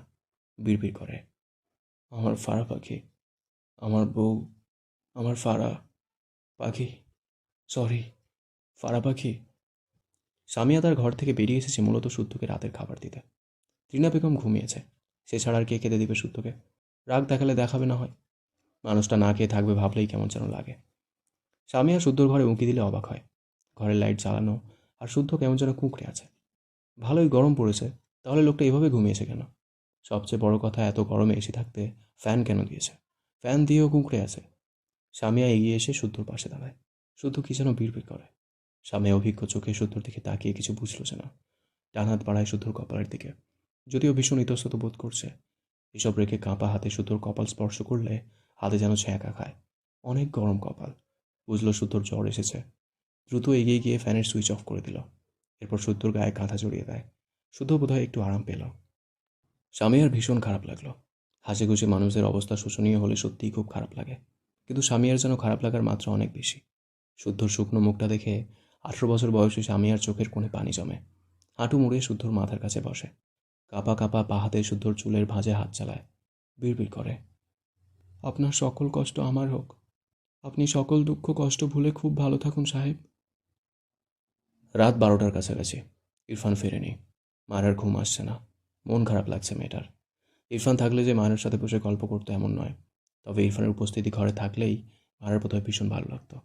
এই ঘরের মাঝে তার ছটফট লাগলো। বিড়বিড় করে ইরফানকে ধুয়েও দিল। রাত বিরেতে ভালো মানুষেরা কখনো বাইরে থাকে না। ওই লোকটা একটা খবিশ। ভালো তো নয়, এজন্যই বাড়ি ফিরছে না। মায়ের এটাই কথা। বেশ অনেকক্ষণ পর মায়েরা ঘর থেকে বের হয়। এই ঘরে বেশি খারাপ লাগছে। ভাবলো একটু ছাদে যাবে। আজ ইনায়াকে খুব মনে পড়ল। এখন ইনায়া থাকলে সে আর ইনায়া দুজন একসাথে যেতে পারত। রীতা আরও দুজন কাজের মেয়ে, ওরা সবাই ঘুমিয়ে গিয়েছে। মায়েরা একা একাই টিপটিপ করে ছাদের দিকে এগোলো। ছাদের দরজায় পা দিয়ে মায়েরা এদিক ওদিক তাকায়। অতটাও অন্ধকার নয়। চাঁদের মিটমিটি আলো ছাদ জুড়ে ছড়িয়ে পড়েছে। মায়ের একটু ভয় ভয় লাগলো, তবে পাত্তা দিল না। ভয়কে তাড়িয়ে ছাদের মাঝখানে গিয়ে দাঁড়ায়। রাতের অন্ধকারে মিটিমিটি বাতাস মায়ের গা ছুঁয়ে দেয়। কী যে ভালো লাগছে তার। গায়ের ওড়না খুলে একপাশে রেখে দিল। খোপা করা চুলগুলো খুলে দিল। এরপর চোখ বুজে দুহাত মেলে একা একা গোল হয়ে ঘোরে। থেকে থেকে বাতাসের বেগ বাড়ে। মায়েরকে আলতো ধাক্কা দেয়। মায়ের মন ভীষণ ভালো হয়। কিছুক্ষণ পর ছাদের অনেকটা কিনারায় গিয়ে দাঁড়ায় মায়েরা। এখন যেন বাতাস গায়ে লাগছে বেশি। মায়ের মুখে হাসি ফুটে ওঠে। ইরফানের মুখটা ভেসে ওঠে চোখের পর্দায়। ঠোঁটের কোণে লেগে থাকা হাসি চওড়া হয়। মৃদু স্বরে বলে, তুমিই আমার শিশুওয়ালা। আমি খুব জানি, কিন্তু ধরা দাও না। নিষ্ঠুর শিশুওয়ালা কি না? একটু থেমে লম্বা শ্বাস নেয়। এরপর দুহাতের বাহু আড়াআড়িভাবে আঁকড়ে ধরে গিয়ে ওঠে, যার কথা ভেবে শিহরণ। এটা একটা গান। এক লাইন গাইতেই ইরফান পিছন থেকে মায়েরাকে দুহাতে জড়িয়ে নেয়। মারার বলার পরের লাইন থেকে গেয়ে ওঠে, যে আমার জীবন মরণ এলো যেন সে ভালোবেসে, ভরে দিতে আজ এমন, যেন এক নতুন সকাল ভেঙে দিয়ে ঘুমেরই জাল। আম, এ- এই গানও আমি শুনিনি। আম সরি। এতটুকু গেয়ে মায়ের কানের কাছে মুখ নিয়ে এর পরের থেকে লিরিক্সের সিজ বাজায়। মায়েরা স্তব্ধ হয়ে ইরফানের বুকে শরীরের ভার ছেড়ে দেয়। ইরফান এত সুন্দর গান গাইতে পারে। সে আগে কখনো ইরফানের গান শোনেনি, আজই প্রথম। সে ভাবতো ইরফান শুধু শীষ বাজাতে পারে। কানের কাছে সেই পরিচিত সুরেলা শীষ শুনতে পেয়ে মায়ের দেহে ক্ষণে ক্ষণে শিহরণ জাগে। আবেশে চোখ বুজে নেয়। যেটুকু তার ভারে দাঁড়িয়েছিল সেটুকুও ইরফানের উপর ছাড়ে। ইরফান আগলে নিল মায়েরাকে। ঠোঁটের কোণে কিঞ্চিত হাসির রেখা, তবে শীষ বাজানো থামালো না। স্বামীয়া মেঝে থেকে উঠে দাঁড়ায়। শুদ্ধর জ্বর বাড়ছে তো বাড়ছেই। সে দ্রুত ওয়াশরুম থেকে মগ ভর্তি করে পানি আনায়। এরপর তার গায়ের ওড়না এক কোণা ভিজিয়ে ভিজিয়ে উল্টে পাল্টে শুদ্ধর কপালে পট্টি দিতে থাকে। শুদ্ধ বিড়বিড় করে কি যেন। স্বামীয়া বুঝল না। তার চোখে মুখে ভীষণ চিন্তা। কয়েকবার ডেকেছে শুনছেন বলে, কিন্তু শুদ্ধ কোনো সাড়া দেয়নি। একটা ঔষধ খাইয়ে দিতে পারলে ভালো হতো, কিন্তু তার কাছে তো ঔষধ নেই। এখানে আছে কিনা তাও জানে না। এদিক ওদিক তাকিয়ে খুঁজে পেল না। তাই হতাশ হয়ে এই জলপট্টিকেই আপাতত ভরসা করে। একটু পরপর ওড়নার কোণা ভিজিয়ে শুদ্ধর কপালে পট্টি দেয়। রাত বেড়ে যায়। শুদ্ধর জ্বর প্রথমে বাড়লেও জলপট্টি দেওয়ায় তাপটা একটু একটু করে কমে আসে। তখন বাজে রাত প্রায় 3:30। স্বামী আর ক্লান্তিতে চোখ বুজে আসে। মেয়েটা চোখ বুঝল না। ক্লান্ত শরীর নিয়েই শুদ্ধর কপালে পট্টি দিতে থাকলো। একটু পরপর হাতের উল্টো পিঠ চেক করে। আরও 1 ঘন্টা পেরিয়ে যখন ঘড়ির কাঁটা জানান দেয় 4:30, তখন শুদ্ধর জ্বর অনেক নেমে আসে। গা হালকা ঘেমে ওঠে। শুদ্ধ নিজেই তার শরীর থেকে কাঁথা ফেলে দেয়। স্বামীয়া দেখল শুদ্ধর গলার দিকটা ভেজা। মেয়েটা সময় নষ্ট না করে দ্রুত ফ্যান অন করে দেয়। শুদ্ধ নড়ে চড়ে ওঠে। রাতে না খাওয়ায় ভীষণ খিদে পেয়েছে। ঘরের লাইট অফ না থাকায় পেটের ক্ষুধায় ছেলেটার ঘুম ছুটে যায়। পিটপিট করে চোখ মেলে ডান দিকে ঘাড় কাত করে স্বামীয়াকে দেখে অবাক হয়। ডান হাতে কপালে দুবার স্লাইড করে। এরপর উঠে বসে। ঘড়ির কাটার সময় দেখল 4:40। শুদ্ধ বিস্ময় কণ্ঠে বলে, তুমি এখানে কি করছো? স্বামীয়া ভয় পায়। লোকটা আবার তাকে বকবে নাকি। শুদ্ধ গম্ভীর গলায় বলে, এত রাতে আমার ঘরে কি করছো? স্বামীয়া মাথা নিচু করে চাপা স্বরে বলে, আপনার জ্বর এসেছিল, এই জন্য জলপট্টি দিয়েছি। শুদ্ধর শরীরটা এখনও খারাপ লাগছে। সে মেয়েটাকে কিছু বলতে গিয়েও বলল না। বেশ কিছুক্ষণ তীক্ষ্ণ চোখে চেয়ে রইল স্বামীয়ার দিকে। স্বামীয়া মাথা তুলে শুদ্ধর দিকে তাকালে একে অপরের চোখাচোখি হয়। স্বামীয়ার সাথে সাথে চোখ নামিয়ে নেয়। জিভ দিয়ে ঠোঁট ভিজিয়ে বলে, আপনি বাইরে আসুন, আমি আপনাকে খাবার দিচ্ছি। আপনি তো রাতে খাননি। শুধু অবাক হলো। এটা সব খেয়াল রাখে তার। ইন্টারেস্টিং লাগার কথা, কিন্তু শুদ্ধর উল্টো লাগলো। তার কপালে চিন্তার ভাঁজ।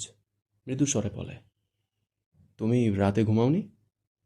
সামিয়া মাথা নিচু রেখেই উত্তর দিল, না। শুদ্ধ মুখ ফুলিয়ে শ্বাস ফেলল। মেয়েটা তার একটু বেশি খেয়াল রাখে না? তার মা যখন থেকে এই মেয়েটাকে নিয়ে এখানে থাকতে শুরু করে, এর 15 দিন পেরিয়ে যাওয়ার পর শুদ্ধ তার মাকে জিজ্ঞেস করেছিল মেয়েটার ব্যাপারে। মেয়েটার বাড়ির কেউ কিছু বলে না এখানে থাকার জন্য? তার মা উত্তরে বলেছিল, কিছু বলবে না, বরং খুশিই হবে। শুদ্ধ কথাটা শুনে অবাক হয়েছিল। নিজের বাড়ি ছেড়ে অন্যের বাড়ি গিয়ে থাকলে কেউ খুশি হয়? তার মা আবারও বলেছিল, মেয়েটা তার দুঃসম্পর্কের মামা মামির বাড়িতে থাকে। বাবা মা নেই, তার বাড়িতেও মাঝে মাঝেই গিয়ে থাকে। শুধুর খারাপ লেগেছিল। সে আর কোনো কথা বলেনি, কিন্তু তার মা যে মেয়েটাকে তার সাথে জুড়ে দেওয়ার কথা ভাবছে, এ ব্যাপারে কথা বলেনি। সে বুঝেছে তার মা মেয়েটাকে নিজের মেয়ের মতো দেখে, খুব আদর যত্ন করে। তার মাকে সে বুঝিয়ে নেবেই কোনোভাবে। কিন্তু এখন তার কাছে মেয়েটাকে ভয়ানক লাগছে। এতদিনে মেয়েটার তার প্রতি এত খেয়াল রাখার ব্যাপারটা খেয়াল না করলেও আজ ভীষণ চোখ লাগলো। শুদ্ধ গলা ঝেড়ে বলে, আমি এখন খাবো না, তুমি বসো। তোমার সাথে আমার ইম্পর্টেন্ট কথা আছে, মন দিয়ে কথাগুলো শুনবে, বুঝেছ? স্বামী অবাক হয়ে শুদ্ধর দিকে তাকায়। তার সাথে কথা বলবে, তাও আবার ইম্পর্টেন্ট? কি কথা বলবে? প্রশ্নাত্মক চোখে শুদ্ধর দিকে তাকায় মেয়েটা। শুদ্ধ স্বামীকে দাঁড়িয়ে থাকতে দেখে বেড থেকে উঠে দাঁড়ালো। এরপর মৃদু স্বরে বলে, ওকে বসতে হবে না, মন দিয়ে শোনো আমার কথাগুলো, তাহলেই হবে। শুদ্ধ তার ঘরের জানলার কাছে গিয়ে দাঁড়ায়। অর্ধেক খোলা জানলার থাই ঠেলে পুরোটা খুলে দেয়। এরপর অন্ধকার রাতের আকাশে দৃষ্টি নিবন্ধ করে রেখে বলে, তোমাকে কথাগুলো বলবো, কজ এসব তোমাকে বলা প্রয়োজন। তবে এত ডিটেলসে বলছি কারণ তোমাকে আমার ভালো লেগেছে। ভীষণ শান্তশিষ্ট একটি মেয়ে তুমি, like you are my friend. আমি জানি তুমি খুব ছোট, তবে আমার মনে হয় তুমি যথেষ্ট বুঝদার। কথাগুলো বলে শুদ্ধ একটু থামল। স্বামী অবাক হয়ে শুদ্ধর পানে চেয়ে আছে। শুদ্ধর তাকে ভালো লেগেছে কথাটা শুনে স্বামী আর কী যে ভালো লাগে, কিন্তু লোকটা তাকে কি বলতে চায়? ভাবনার মাঝেই শুদ্ধ বলতে শুরু করে, ভার্সিটি লাইফে যখন পা রাখি তখন ভীষণ বোকাশোকা এক ছেলে ছিলাম, লাইক আবাল টাইপ। কথাটা বলে শুদ্ধ হেসে ফেলে। এরপর আবারও বলে, আসলে আমি গ্রামের ছেলে, তোমাদের গ্রামের ছেলেই। যদিও আমি তোমাকে চিনি না, মেয়েদের চিনতাম না সেভাবে। সে যাই হোক, গ্রাম থেকে শহরে আবাল ছেলেদের কি শহুরে মেয়েরা পছন্দ করে? একদম নয়। আমি আবাল ছেলে হওয়ায় ফার্স্ট ইয়ারে অনেক র্যাগের শিকার হয়েছিলাম। যদিও পরবর্তীতে আমার ভাই ইরফান জানতে পারলে সবগুলোকে ধোলাই দিয়েছে ফার্স্ট ইয়ার হয়েও। এরপর আমাকে আর এসব ঝামেলায় পড়তে হয়নি। সে যাক, যেটা বলছিলাম, গ্রামের আবালদের তো কোনো শহুরে মেয়েরা পছন্দ করে না। এই ধারণা নিয়ে খুব সাদামাটাভাবেই পড়াশুনো করতাম, টিউশন করতাম। কিন্তু আমার ধারণা ভুল ছিল। কারণ কখনো কখনো গ্রামের মেয়েরা অহংকারী হয়। তারা আবাল ছেলেদের দেখে থুতু ফেলে। আবার কিছু শহুরে মেয়ে পবিত্র ফুলের মতো মনের অধিকারী হয়, যারা সেই আবালদের পারলে মাথা থেকে আরও উপরে উঠাতে চায়। শুধু দুহাত প্যান্টের পকেটে রাখে। দূর থেকে ফজরের আজান ভেসে আসে। শুধু ততক্ষণ চুপ থাকল। সামিয়াও নীরবে অপেক্ষা করল শুদ্ধর পরবর্তী কথা শোনার জন্য। শুদ্ধ রাতের অন্ধকারে ফারহার মুখ দেখতে পায়। তার ফারহা পাখিটা কি ভীষণ যত্নশীল। তার ফারহা পাখিটা কি ভীষণ যত্নশীল। ঠোঁটের কোণে কিঞ্চিত হাসি ফুটে ওঠে। আজান শেষ হয়ে গেলে শুদ্ধ মৃদু হেসে বলে, ফারহা তেমনই এক পবিত্র ফুলের ন্যায় মনের অধিকারী, যে আমার মতো আবালকে পছন্দ করেছিল। মেয়েটা ছোট্ট ছিল, কিন্তু তার অনুভূতি কী যে নিখুঁত ছিল। আমার পা তো আগেই পিছলে ছিল, কিন্তু কি করে বলতাম? আমি কিন্তু তোমাদের গ্রামের এক মধ্যবিত্ত সন্তান। আমি শহুরে মেয়ে ফারার যোগ্য নই। তাই ভেবেছিলাম ফারা আমার চেয়ে ভালো কাউকে ডিসার্ভ করে। ডিসিশন নিয়েছিলাম আমাকে চিরকুমার থাকতে হবে। ফারার জায়গা কাউকে দিতে পারবো না, নেভার। শুধু লাস্ট শব্দটা কেমন ভারী শোনালো। স্বামীয়া টলমল চোখে পিঠ ফিরিয়ে রাখা শুদ্ধর দিকে চেয়ে আছে। শুদ্ধ পিছু ফিরলে স্বামীয়া দ্রুত মাথা নিচু করে নেয়। শুদ্ধ কয়েক পা এগিয়ে এসে বলে, তোমাকে এসব বলার কারণ অবশ্যই তুমি ধরতে পেরেছো, আমি জানি। তুমি ভাবতে পারো আমি যদি আবালি থেকে যেতাম সারা জীবন, তবে আমাকে অন্য কেউ পেতে পারতো, রাইট? But it's wrong. বউ হলে ফারাই হতো, নয়তো চিরকুমারীর ট্যাগ নিয়ে ঘুরতে হতো। এখন তো অবশ্যই ফারা বউ হবে। তাই আমি চাইছি না আমাকে নিয়ে কেউ মিথ্যে ভাবনা ভাবুক। শুদ্ধ এগিয়ে এসে বেডের উপর থেকে তার ফোন বের করে ফারার একটা পিক বের করে। শুদ্ধ নিজে কিছুক্ষণ চেয়ে থাকে পিকটার দিকে। এরপর স্বামীর সামনে পিকটা ধরে বলে, এই যে আমার হবু বউ। সামিয়া পিটপিট করে দেখে ফোনের স্ক্রিনে এক হাস্যোজ্জ্বল মেয়ের মুখ। তার চোখ পানিতে টইটুম্বুর। শুধু তার ফোন পকেটে রেখে মৃদু স্বরে বলে, এসব তোমাকে কেন বললাম, এমনকি পিকটাও দেখালাম, এর কারণ আছে অবশ্যই। আমি চাই কেউ আমায় না চেয়ে আমার ভালোবাসা পাওয়ার জন্য যেন দোয়া করে। কারণ আমাকে চাওয়া মানে তার টাইম ওয়েস্ট। আর আমার ভালোবাসা পাওয়ার জন্য দোয়া করলে আমার ইচ্ছে পূরণের রাস্তায় ছোট ছোট কাঁটা থাকলে সেগুলো পিষে যাবে দোয়ার বদৌলতে। বুঝেছ? সামিয়া বেশ কিছুক্ষণ চুপ থেকে তার চোখের জলগুলো টুপ করে পড়া থেকে বহু কষ্টে নিজেকে সামলায়। এরপর মাথা নিচু করেই ছোট করে বলে, জি। শুদ্ধ মৃদু হেসে বলে, তোমাকে আমি আমার ফ্রেন্ড বলেছি। ফ্রেন্ডদের মাঝে বয়স ডাজন্ট ম্যাটার। আমার মায়ের সাথে আমি কথা বলবো। আমার মা তোমাকে কিভাবে কি বলেছে, কিভাবে কথা দিয়েছে, এসব কিছু জানি না আমি। আমার মনে হলো আমার মায়ের চেয়ে তুমি বেশি কষ্ট পেতে পারো, তাই আগে তোমার সাথে ক্লিয়ার করে নিলাম। আমার মা আমার মতামত না নিয়ে তোমাকে কথা দিয়েছে, তার জন্য I am really very very sorry. Samia চুপ থাকে। শুদ্ধ আবারও বলে, তোমার নামটা যেন কি? সামিয়া ঢোক গিলে ছোট্ট করে বলে, জি, সামিয়া। হো, ওকে, নাইস নেম। তুমি এবার যেতে পারো। আমার কোনো কাজে আর হাত লাগাবে না। আমার না হওয়া বউ ভয়ঙ্কর রকম ভালো, বুঝলে? আমার কপালে কোনো মেয়ে হাত দিয়েছে জানলে বটি দিয়ে কপাল ভাগ করে দিবে। যদিও কাজটা ভয়ঙ্কর, কিন্তু ব্যাপারটা ভীষণ ইন্টারেস্টিং। একটু থেমে বলে, আচ্ছা এসব বাদ দাও। তোমার কীরকম ছেলে পছন্দ আমাকে একটা লিস্ট দিও। আমি 1 উইকের মাঝে ফার্স্ট ক্লাস ছেলে খুঁজে এনে তোমার বিয়ের ব্যবস্থা করব। সামিয়া ভেজা চোখে মলিন হাসল। সে তো এই মানুষটাকেই চায়। বলতে ইচ্ছে করল, আমি তো আপনাকেই চাই সাহেব। কিন্তু মনের কথা মুখে উচ্চারণ করার সাহস পেল না। শুদ্ধ হেসে বলে, আমার মতো কাউকে চাইলে দিনরাত কাঁদতে হবে। তুমি শান্তশিষ্ট মেয়ে, তোমার এত কাঁদতে হবে না। আমি তোমাকে এক ভদ্র ছেলে এনে দেবো না। No tension. শুদ্ধর চোখে পড়ে স্বামীর হাতের আংটি। জিজ্ঞেস করতে গিয়েও করে না। মেয়েটা বিব্রত বোধ করবে। এর চেয়ে এই ব্যাপারে তার মায়ের সাথে কথা বললে বেটার হবে। এরপর শুদ্ধ স্বামী আর পাশ কেটে তার ঘর থেকে বেরিয়ে যেতে যেতে বলে, আমি আবারও খুব সরি তোমার সাথে এই ব্যাপারে লেট করে আলোচনা করার জন্য। আর আমার মায়ের তোমাকে কথা দেওয়ার জন্য আরও বেশি বেশি সরি। শুধু তার ঘর থেকে বাইরে বেরিয়ে গেলে স্বামীর চোখে জমানো এতক্ষণের অশ্রু গাল বেয়ে গড়িয়ে পড়ে। তার জীবনটা কেমন যেন। ডান হাতে চোখের পানি মুছে চুপচাপ শুদ্ধর ঘর থেকে বেরিয়ে নিজের ঘর থেকে যেতে যেতে মলিন হেসে বিড়বিড় করে, আপনাকে পেতে সৌভাগ্য নিয়ে জন্মাতে হতো সাহেব, কিন্তু আমি যে অভাগী। শুধু ডাইনিং টেবিলের ফলের ঝুড়ি থেকে একটি আপেল কামড়ে কামড়ে খাচ্ছিল। স্বামীকে তীক্ষ্ণ চোখে দেখল। তার মায়ের উপর রাগ হলো। তার মা এরকম একটা বোকামি কেন করলো? সে তো অসুস্থ নয়, একদম সুস্থ প্রাপ্তবয়স্ক।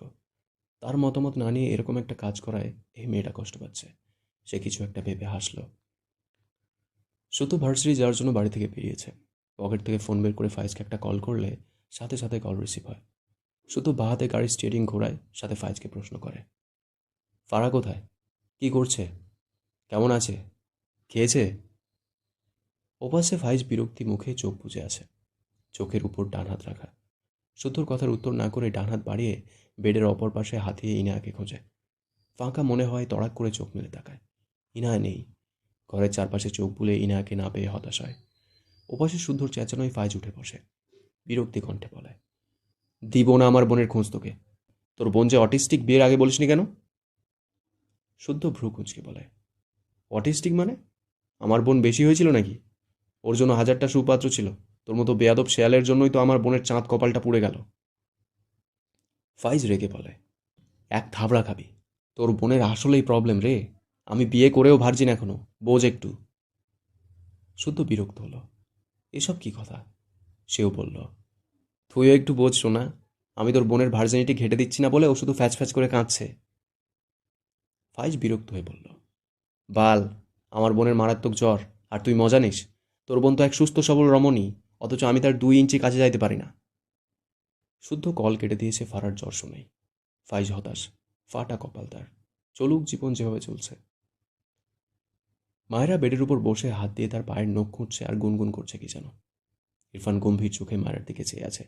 একটা শব্দও করল না। বেশ কিছুক্ষণ পর মায়েরা বেড থেকে নামতে গেলে বেডের কোনায় ইরফানের বুকে ধাক্কা খেয়ে বেচারি ঠাস করে পড়ে যায়। মৃদু আর্তনাদ করে সামনে তাকিয়ে ইরফানকে দেখে চোখ বড় বড় করে তাকালো। দ্রুত শোয়া থেকে উঠে ভদ্রভাবে বসে বলে, আপনি কখন আসলেন? আপনি তো আচ্ছা পাবলিক, লুকিয়ে চুরিয়ে আমার গুনগুনিয়ে গান শুনছিলেন। ইরফান বিরক্তি কণ্ঠে বলে, স্টুপিড, তুমি কেন শুনছিলে আমার গান? মায়েরা অবাক হয়। ও মাগো, এই রোবট মানবের মুখে বুলি ফুটেছে। মেয়ে কি রাগ দেখিয়ে বলল, আমি কখন শুনলাম? আপনি তো নাচতে নাচতে এসে আমাকে শোনালেন। আমি তো জানতামই না আপনি গান গাইতে পারেন। ইরফান দুহাত প্যান্টের পকেটে রেখে মায়ের দিকে শীতল দৃষ্টিতে তাকিয়ে বলে, আমি গাইনি। মায়েরা মাথায় হাত দিয়ে বলে, তাহলে কে গেয়েছে? বিড়বিড় করে, কি ধরিবাজ, চোখে দেখা জিনিস অস্বীকার করে।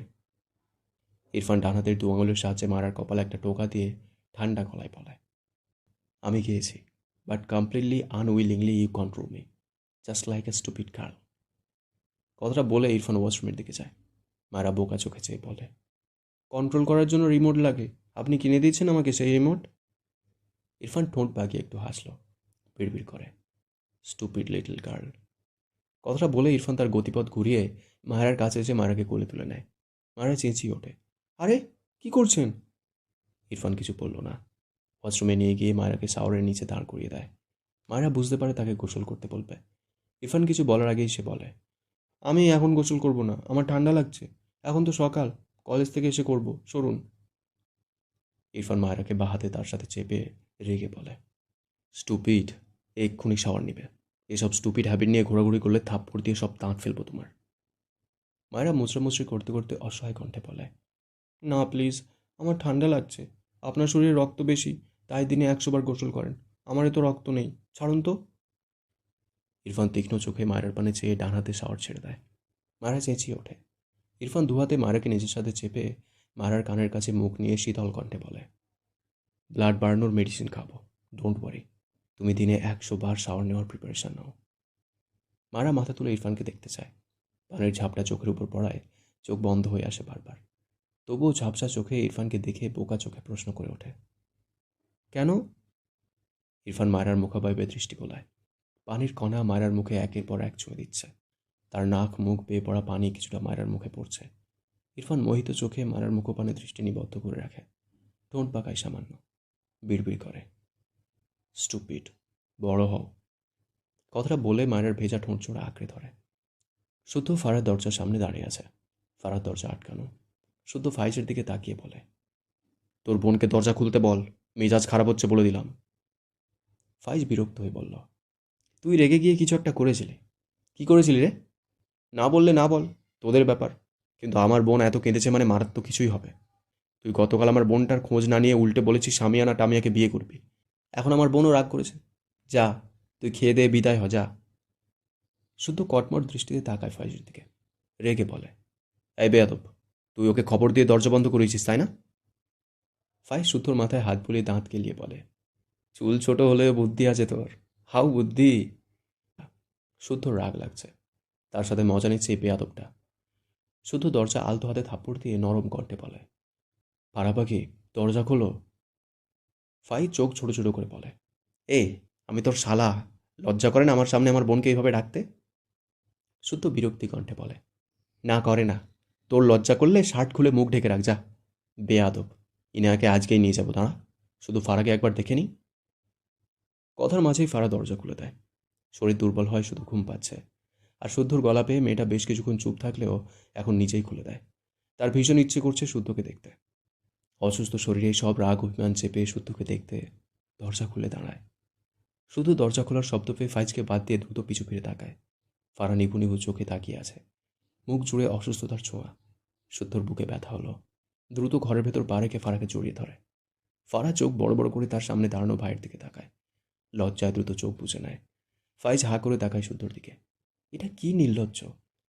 পিছন থেকে শুদ্ধর কলার ধরে টেনে বলে, এই বেয়াদব, আমার বোনকে ছাড়, বিয়ে না করে এসব কি ঘেঁষাঘেঁষি শুরু করেছিস? শুদ্ধ ফারাকে ছেড়ে ফাইজকে ঠেলে রুম থেকে বের করে দিয়ে বলে, যা, তোর বাবা মায়ের সাথে আলোচনায় বসছো না, আমি একটু পর আসছি, শুধু একটু ধরছি তোর বোনকে, আর কিছু করবো না, যা, তুই আমার ভালো শোনা। বলেই ফাইজের মুখের ওপর ঠাস করে দরজা বন্ধ করে দেয়। ফাইজ তবদা খেয়ে চেয়ে আছে দরজার দিকে। কি ফাজিল, এটা ভাবা যায়? শুধু দরজা আটকে ফারাকে আবারও জড়িয়ে ধরে। ফারা ক্লান্ত স্বরে বলে, কি করছো, ছাড়ো আমায়। শুদ্ধ অপরাধীর সুরে বলে, সরি বাকি, এখনও তোমার গায়ে জ্বর, জ্বর বাঁধালে কিভাবে? ও, আমার জন্যই তো, সরি ফারা পাখি, আর সব ফালতু কাজ করবো না রেগে। ফারার চোখ ভিজে যায়। শুদ্ধ ফারাকে ছেড়ে ফারাকে কোলে নিতে গেলে ফারা শুদ্ধকে আটকে বলে, কি করছো? আমাদের বিয়ে হয়নি। শুদ্ধ অসহায় কণ্ঠে বলে, সবাই শুধু এটাই বলছে কেন? আজকেই বিয়ে করব, চিন্তা করো না। ফারা নিজে নিজেই ধীর পায়ে তার পেটের উপর বসে। শুদ্ধ ফারার সামনে দাঁড়িয়ে বলে, তুমি আমার সাথে ঠিক করে কথা বলো তো ফারা পাখি। ফারা মাথা নিচু করে রইল, তেড়া কণ্ঠে বলে, আমি তোমাকে বিয়ে করব না। শুধু ফারার মাথায় হাত দিয়ে বলে, আহারে, এত দুঃস্বপ্ন দেখতে নেই পাখি, মন ভেঙে যাবে। কথাগুলো বলে ফারার পাশে বসে। কালকে যে ফারা গলায় ব্যথা পেয়েছিল সেটা দেখার চেষ্টা করে। ফারা বুঝতে পারে না। শুদ্ধকে তার কাছে থেকেই রেগে দুর্বল শরীর শুদ্ধকে ধাক্কা দেয়। শুদ্ধর মাথা নিচু ছিল, যার ফলে ফারার দেওয়া ধাক্কাটা শুদ্ধর গালে থাপ্পড়ের মতো হয়ে যায়। শুদ্ধ বিস্ময় দৃষ্টিতে তাকায় ফারার দিকে। ফারা নিজেও বুঝতে পারেনি, অবাক হয়ে শুদ্ধর দিকে তাকায়। কি বলবে বুঝতে পারছে না। শুদ্ধ তার চেয়ে অনেক বড়, সে শুদ্ধকে মারার কথা ভাবতে পারে না। এখন শুদ্ধকে তার থেকে সরাতে চেয়েছিল, উল্টো হয়ে গিয়েছে। শুদ্ধ মুহূর্তেই কেমন রেগে যায়। ফারা ভীত চোখে তাকায়, কালকের মতো কিছু করবে না তো? শুদ্ধ বসা থেকে দাঁড়িয়ে বেডে একটা লাথি দিয়ে বলে, থাপ্পড় দিলি কেন? বউ বানাবো বলে? বউ তো বানাবই, কিন্তু তার আগে তোর তেড়ামি ছুটিয়েই ছাড়বো আমি। বিয়ের কথা তোলায় কালকেও তাড়ামি করেছিস, সব ভুলে গিয়ে চলে আসলাম, এবার একদম থাপ্পড় দিয়ে দিলি। বেয়াদব মেয়ে, বেয়াদবি ছোটাবো, ওয়েট। ফারা ঢোক গিলে কিছু বলতে চায়, তার আগেই শুদ্ধ হনহন করে ঘর থেকে বেরিয়ে যায়। ফারা স্তব্ধ হয়ে বসে থাকে, চোখ দুটো ঝাপসা। মায়েরা তার কলেজ শেষে কলেজ গেট থেকে বেরিয়ে রাস্তার পাশে দাঁড়ায়। ইরফানের জন্য অপেক্ষা করছে মূলত। মায়েরার ছটফটে মন তাড়াতে চায় না। আশপাশে আরেকবার চোখ বুলিয়ে ইরফানের ভার্সিটির দিকে পথ ধরে। এই কলেজ থেকে ইরফানের ভার্সিটি যেতে সময় লাগবে 20 মিনিটের মতো। আগের কলেজটি এই কলেজের অপর প্রান্তে। মায়েরা একা একা পথ ধরে। ইরফান এই পথেই তাকে নিতে আসবে। দাঁড়িয়ে থাকার চেয়ে হাঁটা ভালো। কিছু দূর যেতেই দুটো ছেলে বাইকের উপর বসে কী সব বাজে বাজে কথা বলছে। সবই মায়েরার কানে আসে। থেকে থেকে তাকে নিয়েও বলছে। মায়েরা পিছু ফিরে একবার তাকায়। ছেলে দুটো তার দিকেই চেয়ে আছে। মায়েরার রাগ হলো। ইচ্ছে করলো ঝটপট থাপ্পড় দিয়ে সবগুলো দাঁত ফেলে দিতে। ভাবনাটা ভেবে উল্টো ঘুরে নিজের মাথায় একটা চাটি মারল। ধ্যাত, ওই ইরফানের থেকে সেও এখন অন্যদের থাপ্পড় দিয়ে দাঁত ফেলতে চাইছে। আবারও কয়েক পা এগোলে ছেলেগুলোর বেয়াদবি মার্কা কথা শুনে মায়েরা দাঁড়িয়ে পড়ে। তার পায়ে থাকা জুতো দুটোর দিকে তাকায়। সামান্য নিচু হয়ে পায়ের জুতো দুটো খুলে হাতে নেয়। এরপর ঘাড় বাঁকিয়ে ছেলে দুটোকে দেখল তারা সিগারেট ফুঁকছে আর বাজে বাজে কথা বলছে। মায়েরার কী যে রাগ হলো। গ্রাম হলে তো এদের হাত পা ভেঙে দিত। শহর বলে একটু আদ্রু ভয় পাচ্ছে, তবে দূর থেকে অ্যাকশন নেবে। ভাবনা অনুযায়ী খুব সূক্ষ্ম চোখে নিশানা অনুযায়ী হাতের দুটো জুতো ছেলে দুটোর দিকে ছুঁড়ে মারে। জায়গা মতোই লেগেছে, একদম ছেলে দুটোর নাক বরাবর। মারাকে আর পায়কে। মেয়েটা খালি পায়ে দৌড় লাগায় সামনের দিকে। একবার পিছু ফিরে তাকায়। ছেলে দুটো মাত্র তার পিছু নিল। মায়েরা দৌড়ের গতি বাড়ায়। কিছু দূর গিয়ে আরেকবার পিছু ফিরে তাকালে সামনে কারোর সাথে জোরে সোরে এক ধাক্কা খায়। সামনের দিকে তাকিয়ে মাথা তুলে ইরফানকে দেখে দ্রুত ইরফানকে ধোয়াতে সাপটে ধরে। ইরফান মায়েরার পিছনে থাকা ছেলে দুটোর দিকে তাকায়। ছেলে দুটো ইরফানকে দেখে থেমে গিয়েছে। ইরফানকে দেখে তাদের চোখে মুখে ভয় জড়ো হয়। ইরফান বাঁকা হেসে বিড়বিড় করে, বাস্টার্ড, ইউ আর ফিনিশড। এরপর দৃষ্টি ঘুরিয়ে মায়রাকে বাঁ হাতে আগলে নিয়ে ডান হাতে মায়েরার মাথা তুলে তাকায় মায়েরার দিকে। ইরফান ডান হাতে মায়েরার গাল চেপে শক্ত কণ্ঠে বলে, ওরা তোমায় টাচ করেছিল? মায়েরা মাথা নাড়িয়ে না বোঝায়। ইরফান শান্ত হয়। গাল ছেড়ে দিয়ে মায়েরার মুখে লেগে থাকা বিন্দু বিন্দু ঘাম মুছে দিয়ে রাগান্বিত স্বরে বলে, কলেজ থেকে বেরোতে নিষেধ করেছিলাম না? স্টুপিড গার্ল, থাপ্পড় দিয়ে সব দাঁত ফেলবো তোমার। মায়েরা চোখ নামিয়ে নেয়। পাশ থেকে সৌভিক অবাক হয়ে বলে, কিরে ইরফান, এটা তোর কে? সেই বাচ্চা বউটা নাকি? মায়েরা ইরফানকে ছেড়ে দেয়, কিন্তু ইরফান ছাড়ল না। বিরক্ত চোখে সৌভিকের দিকে তাকায়। সৌভিক মায়েরার দিকে চেয়ে হেসে বলে, এত সুন্দর বউ কোথায় পেলি? ইরফানের চোয়াল শক্ত হয়। মায়েরাকে কোলে তুলে নেয়। মায়েরা চোখ বড় বড় করে তাকায়, কিন্তু চেঁচালো না। মিনমিন করে বলে, নামান নামান, হায় হায় অনেক মানুষ। ইরফান ভাবলেশীনভাবে মায়েরাকে তার গাড়িতে বসিয়ে দেয়। বাহাতে মায়েরার গাল চেপে দাঁতে দাঁত পিষে বলে, এখান থেকে এক পা বাইরে রেখেছিস তো তোকে খুন করবো স্টুপিড গার্ল। মায়েরা কেঁপে ওঠে। ইরফান গাড়ির দরজা লাগিয়ে সৌভিকের সামনে এসে দাঁড়িয়ে বলে, চোখ নিচে রাখবি, আফটারঅল চোখ তুলে নেওয়ার অভিজ্ঞতা আমার একটু বেশিই আছে। সৌভিক হেসে বলে, তুই আবার কার চোখ তুলেছিস? সবচেয়ে বড় কথা, কার জন্য? ইরফান ঠোঁট পাকলো একটু। সৌভিক হেসে বলে, এসব বাদ দে। তুই যেখানে বইয়ের সাথে জড়াজড়ি করলি অনেক স্টুডেন্ট হয়তো দেখেছে তোদের। আমিও তোর ছোটোখাটো একটা শত্রু। বাল্যবিবাহের খবর তো এবার ছড়িয়ে যাবে, তুই চাকরি হারাবি। ইরফান ভাবলেশীনভাবে উত্তর দেয়, আই ডোন্ট কেয়ার। একটু থেমে বাহাত প্যান্টের পকেটে রেখে ডান হাতে শফিকের কলার ধরে দাঁতে দাঁত চেপে বলে, I think you will become blind very soon. কথাটা বলে শফিককে একটা ধাক্কা দিয়ে গটগট পায়ে তার গাড়ির দিকে যায়। খুবই লো ভয়েসে সিস বাজায়, ঠোঁটের কোণে বাঁকা হাসি,